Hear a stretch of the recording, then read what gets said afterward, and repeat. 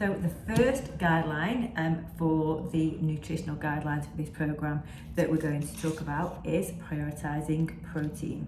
Okay, so one of the reasons that I've started with this is because protein is something that many women can actually eat less of than they think. Okay, but it's such a powerful tool to have for many reasons. Okay, firstly, it's linked to an increase in muscle mass and fat loss. And specifically, when experiments have been done or scientific studies have been done with postmenopausal women eating high protein diets, they have increased their muscle mass and lost body fat compared to groups eating a lower protein diet. Okay, so that's comparing like for like postmenopausal women eating a high protein diet versus eating a lower protein diet.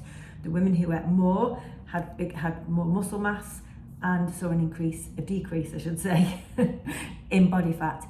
And that was when they weren't exercising and they were actually eating more calories than the low protein group.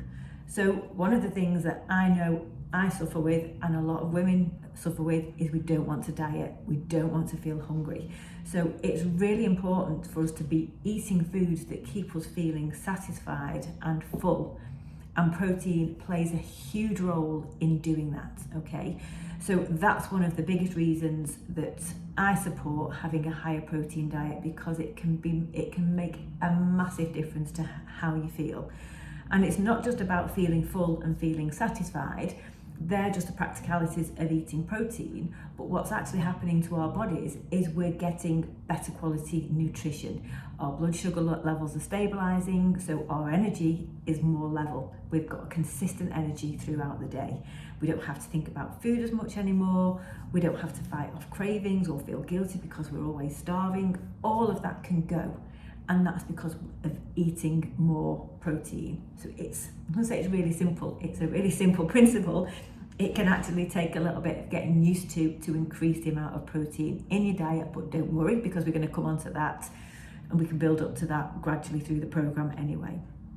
Okay, so one of the things as well that I want you to think about is that as part of this program, you're going to be starting to do strength training. And what happens when you do strength training is you're actually creating tiny little bits of damage in the muscles. Okay, because when you stop exercising and you go to bed, your body starts then a repair and recovery program to repair the damage in those muscles, but which is how they then get made stronger for future.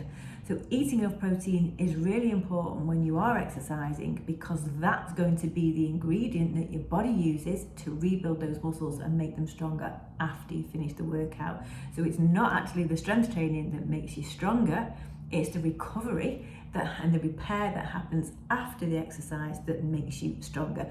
And food has a huge role to play in that. Okay, now this is not necessarily a weight loss program, but I know some people are going to come on here and they're going to want to lose weight at the same time as getting stronger, which is fine. But let's think about this. You don't want to lose weight, you want to lose body fat, because that's the bit that isn't healthy for us. Other parts of our, what we're made out of, bones and muscle, are really important, and we don't want to lose those. Now, what we do know is when we eat fewer calories than we need and go on a diet, we tend to lose, or very likely lose, a combination of muscle and fat. So strength training and eating enough protein are two vital things that you can do to help you lose more fat but hang on to muscle, which is really important at this age. Okay, so hopefully I've convinced you that protein is important and that we really need it. But now let's talk about, well, how much is enough protein? Because this is a really controversial subject. And again, let's have conversations about this, ask me questions, let's talk about it in the comments and in the chats, because it's important that you get to a place where you feel comfortable with what your diet's based on and what you're eating. If you went and had a look at the NHS guidelines for protein, the protein guidelines per day are as low as 45 grams a day. And that's just based on all adults. there is starting to become a little bit of movement in an official capacity to suggest that older adults, including women, and we fall into that older adult probably just about now, but certainly if we think about being post-menopause or perimenopause, there is a recognition that we do start to need more protein because we enter a point in our lives where our body, where our muscle tissue is starting to waste naturally. And as I said at the beginning, we know that eating more protein is linked to more muscle, okay? So that goes up, but it doesn't actually go up by that much compared to some thought leaders and scientists. So I talked about Stacey Sim before. Her recommendations for active women, peri and postmenopausal, are as much as 1.6 to 2.2 grams per kilograms of body weight. So let me just get this up and just give you an example. And that's a little bit more accurate to give you a figure of protein that you would eat based on your body size. Because if you were smaller than me or bigger than me, it might be that we would all need different amount of protein because our relative sizes are different. So let's start with the idea that you would have 1.6 grams of protein per kilogram of body weight. If you were 70 kilograms, then that would mean eating a minimum of 126 grams of protein a day, which is a lot more than the 45 grams of protein that the government is telling you to eat. So I tend to veer on the side of eating more protein and going closer towards Stacey Sim guidelines. And I want you to sort of feel comfortable in making decisions that feel right for you, and I'm going to tell you how to do that in a minute. Firstly, I tend to sort of suggest that you aim to have 25 to 30 grams of protein per meal, and assuming that you're going to have, say, 3 meals a day, that could give you anywhere between upwards of 75 grams of protein a day, which is more in line with the sort of where the government guidelines are coming in around what protein needs older adults have, which is around the 75. So if that's something that you feel more comfortable with, or you're not sure yet, that's quite a good place to start, and that's quite an easy place to start, okay? Because likely that will be a step change from what you're having now, and that's fine. How much is right for you? So we're all individuals. You're going to hear me say this again and again and again. And we'll have to find what works for us and our bodies. And there's some ways that we can actually start to get in tune with ourselves and our diets and how it's affecting us if we start to pay attention. So, for example, there's 4 things that I'm going to just give you an idea that you can use as a little bit of a gauge or some tools to measure, am I eating enough protein? Firstly, how full you are after a meal and how long it is until you are hungry and really having to eat again. Now, ideally, you should be able to go anywhere between 3 and 5 hours between meals without being starving, okay? So there's nothing wrong with a little bit of gentle hunger, a little bit of a rumble and a reminder that you're ready to eat. And you want that to be sort of around the 4-hour mark. So that's a gauge. Are you eating a big enough meal and a big enough serving of protein, say at your breakfast, that's going to keep you full until lunch? And when you start to try different meals, different recipes on this program, you'll notice that some things work better for you than others.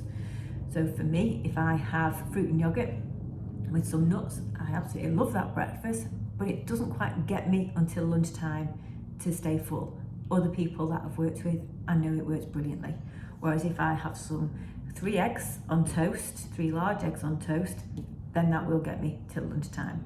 So that's giving me an idea of a meal that works better for me and an amount of protein that works better for me, okay?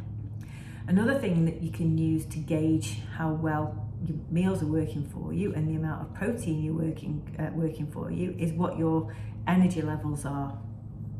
And how do you notice that you sort of start to lag or have sort of crashes? That can be a sign that your blood sugar is sort of going up and down, and eating more protein is a good way to stabilize your blood sugar levels, right? I said there was going to be 4 ways. There's 5, because the next one is cravings. And I notice myself very much if I don't have enough protein, and usually that happens when I've a bit pushed for time, or a bit stressed and I'm not sure of what to eat and I grab something, carbs are always easy, aren't they? Okay, so bread, piece of toast, then I really sort of struggle and have lots of cravings in the day, because that sends my blood sugar off the scale and I just sort of go into this sort of up and down energy cycle where I just want to eat all day and just non-stop eating. And we don't want to be like that. That's not a healthy way to be. It's not good for us anyway. But I know that if I make sure that I've got plenty of protein in my meals, I don't behave like that. All right. So there's how full we are, okay, how good and stable our energy levels are throughout the day, how well we can get to the next meal, and how badly we how well we suffer from cravings.